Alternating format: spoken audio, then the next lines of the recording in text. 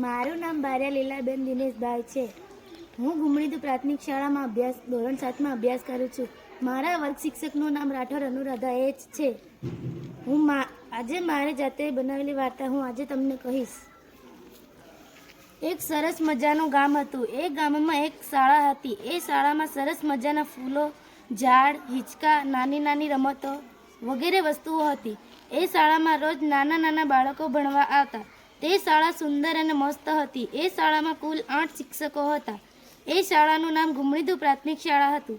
એ શાળામાં રોજ પ્રાર્થના કરવામાં આવે અને 10 વાગ્યે નાસ્તો આપે. અને એ શાળામાં વારાફરતી પ્રાર્થના, સફાઈ, પાણી, રૂમની સફાઈ એમ 3 ધોરણના વારા હતા. અને 1 વાગ્યે જમવાનું આપે. 7 વારના દિવસે રોજ અલગ અલગ ભોજન આપવામાં આવતું. એ શાળામાં અલગ અલગ કાર્યક્રમો ઉજવવામાં આવતા. રોજ છોકરાઓ તૈયાર થઈને આવતા. એ શાળામાં રૂમોમાં ટીવી પણ હતી. છોકરાઓને પાણી, જમવાનું ટાઈમસર આપતા હતા. એ શાળામાં એક શિક્ષક હતા. એ શિક્ષક દયા, પ્રેમ સ્વભાવમાં પણ હતા. એ શિક્ષક રોજ અલગ અલગ શીખવાડતા, નવું શીખવાડતા, વાતો કરતા, રમતો રમાડતા, શું કરવું શું ન કરવું એ શીખવાડતા.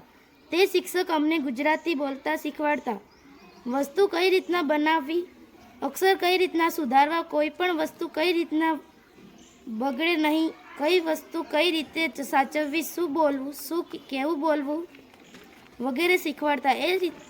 એ રીતના એ શાળા આજે પણ ચાલુ છે અને આ શિક્ષક પણ છે. અને એ શાળામાં ઘણા છોકરાઓ ભણીને ગયા છે અને હજુ પણ ભણે છે. એટલે આ શાળામાં સુંદર અને મસ્ત કહે છે. શિક્ષકનું નામ રાઠોડ અનુરાધાબેન હરેશભાઈ હતું.